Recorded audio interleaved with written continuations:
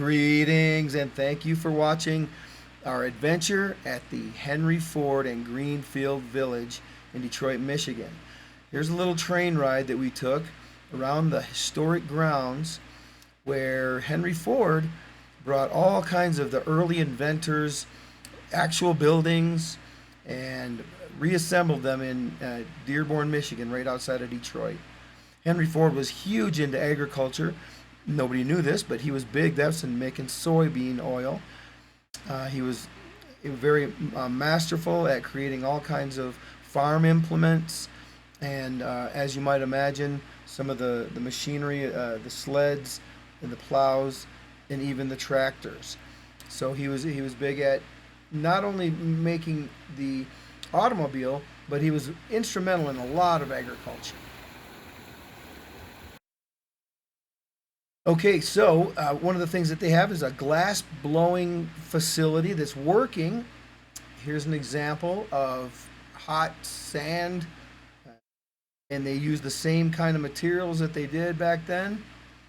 And for all the jars and vials and glasses and all the things they had to do. And this young lady is one of the few female glass blowers. She said it is. But here's a look at what she puts together in just no time. And they sell them right there at the store. Christmas ornament, I think that is. So pretty cool. That's the railroad turnbuckle from the train that we showed you.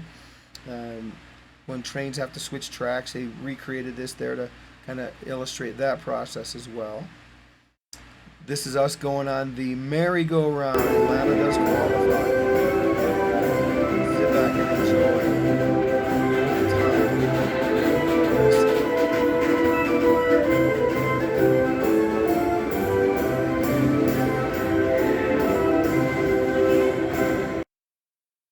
Now, the Wright brothers building was reassembled on the grounds of the Ford Museum, and this is their actual workshop house that they tore apart and put together to preserve it. This is their actual shelves, a lot of the actual materials.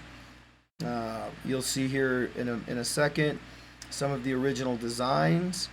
So that's a look at the workshop, and then that's where the office was, and then one of the original designs of the Orville and Wilbur's Wright's plane.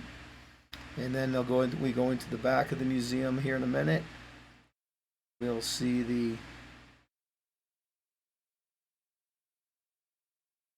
that's the office. That's where it all happened. This is the workshop, the actual workshop. All the chairs and tables and a lot of the bike stuff is from the original Wright brothers, who started out as bicycle makers. And then they expanded, and here's one of the early frames for the Kitty Hawk. It was their first plane that they flew. There's right there is Wilbur right there on the plane.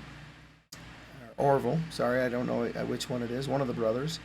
And that flight lasted, you'll have to Google that, but it was a short flight, but they did it, and I think within 100 years that we were on the moon.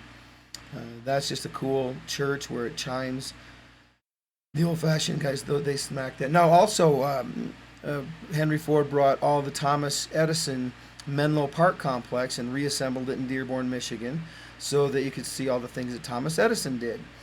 And he was also, obviously, a very fascinating inventor. Here's some of his kilns.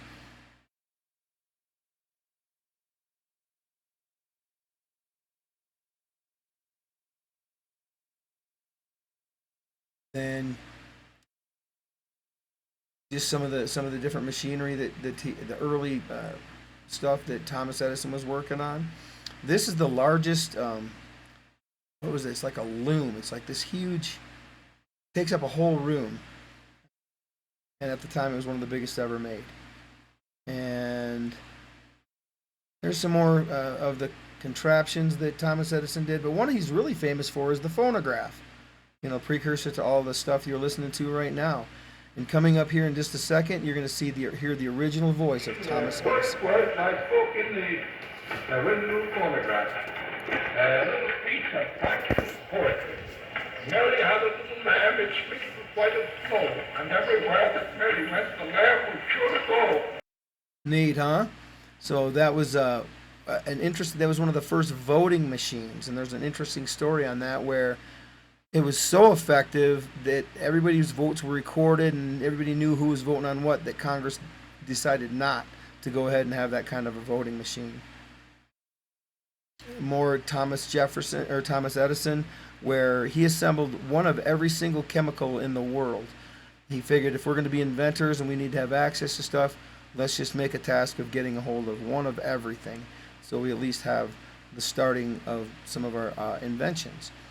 And for the museum, obviously, nitroglycerin and TNT and some of that stuff has been removed, but that was their idea. They made their own glass jars and filled them with all the elements of the world. And then in the back there was a gift of a pipe organ to Edison. It was delivered to their house, and the wife said, "Take it down to the lab. I don't want it in the house." So anyway, thanks for watching our video here. This is the train just backing up into the station. We appreciate you watching. If you liked it, hit like and subscribe, and we'll see you on future adventures.